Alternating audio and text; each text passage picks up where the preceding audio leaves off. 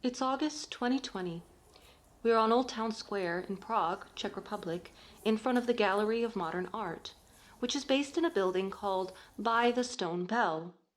And I'm about to walk you into the dungeons, which were actually the ground floor of the building when it was built sometime in the 14th century, which is where we will perform an art installation called Unfinished System for the first season of a festival called Light Underground. It's been so long since I've been around people like this. We had a fairly strict lockdown here in the Czech Republic starting in March, which they then lifted almost entirely in June. I did sing 2 concerts in June, and then I had a test shoot for a short film of a piece for unaccompanied soprano in July. But other than that, I've mostly been socially distancing. Coming out of this over 4-month isolation was like waking up from hibernating. Some of my fellow performers are already here getting ready. They're first-year students at the same academy I attended here in Prague. Back in my day, their department was called the Department of Pantomime. 3 months from now, in October, which is when I'm recording this voiceover, there will be violent protests right here in Old Town Square against the renewed coronavirus restrictions in the midst of a massive surge in infections. But we have to continue, right? At least at this point in summer, with the cases still fairly low, we have to continue. So performance art it is, and I'm along for the ride.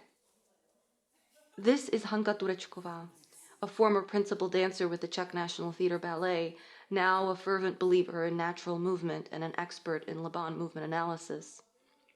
She created Unfinished System along with choreographer Marie Gourdin and lighting designer Zuzana Rezhna for a commission by the Gallery of Modern Art, specifically for interdisciplinary teams of dancers, musicians, and light designers. She is teaching us moves which are going to represent the 8 types of movement, called efforts, within Laban's movement analysis, like punch, glide, slash, flick, ring, float.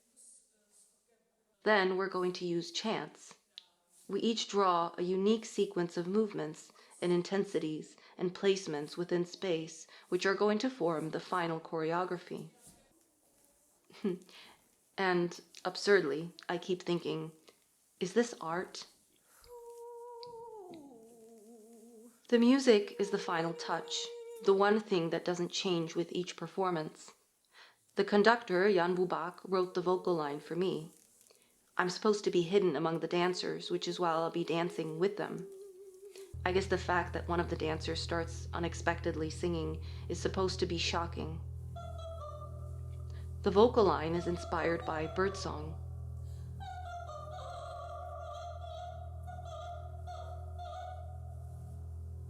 And also some vulgar folkish battle cries.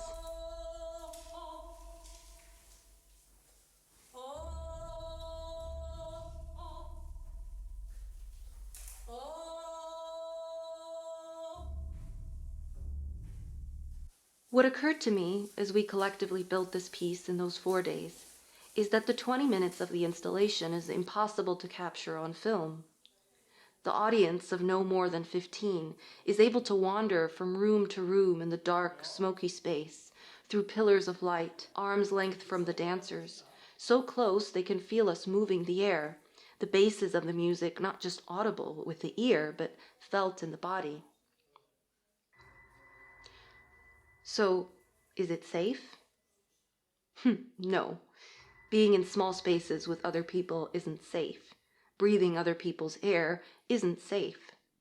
It was never entirely safe, but it is particularly unsafe now.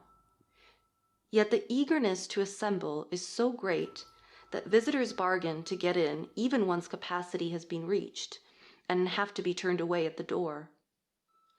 For 6 performances, spectators crowd the narrow pathways set for them by glowing tape so they can experience something tangible again. I wonder if the fact that an installation piece like this is hard to capture on film is actually the point. Art in space, installation art, performance art, is one of the last things which can't be fully recorded, can't be mass distributed, can't be streamed even. Sure, any classical singer will tell you that the trained voice is rarely as mesmerizing recorded as it is in person. But performances like this are not just hard to capture, but fly in the face of being captured. Every audience member chooses their own path through space, moving freely through 3 separate rooms, following sound and light. There are so many physical components to the experience, even for the audience. The rush of air from a dancer nearby, the smell of the smoke in the cellar, the slight dizziness of being in darkness with a pillar of light just in front of you. I suppose the closest we can get to capturing it is through description. But even that fails, as everyone will describe their experience differently. My father, who is somehow able to get to Prague from the United States during the pandemic after many canceled flights, attends one of the performances, and later tells me it looked like a Saturday Night Live parody of performance art. For those of you who aren't American, Saturday Night Live is a late-night skit-based comedy show. The well-known dance critic Lucia Kocorkova, on the other hand, had a very different experience. This is from her review. The pillars of light, aimed at reflective strips, created seemingly tangible barriers in space, walls made of mere light, an illusion that seemed nearly touchable. The performance also evoked in me the mood of those shy films of the 60s, which made me realize that every generation needs its own surrealist phase, even if it rehashes images that are half a century old. It is an instinct, a luring of dreams, a desire for the intangible, which every generation summons again and again. And it is right, and it is healthy, and in this case, also fascinating to watch.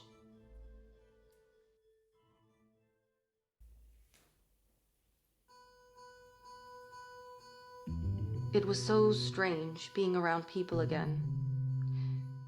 As strange as it seems, the smell of people I don't know was shocking to me after my 4 months of mostly isolating. And now we're back here again, back in isolation after a surge in cases greater than at any time during the pandemic.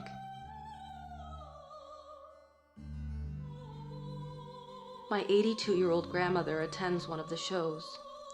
She's not just willing, but eager, it seems, to enter this cramped cellar with all those maskless strangers. I sense a kind of urgency in her.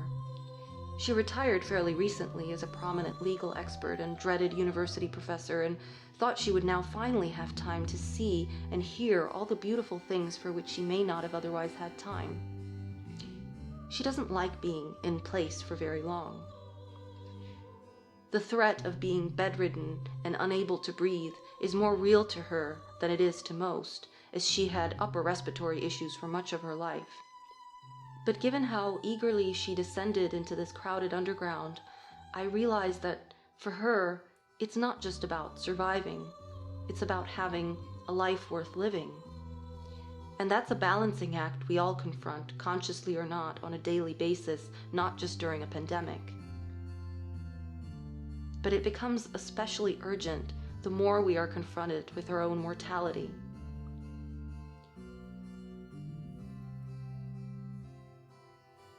We had 6 shows in 2 days, and now we all face a winter off stage.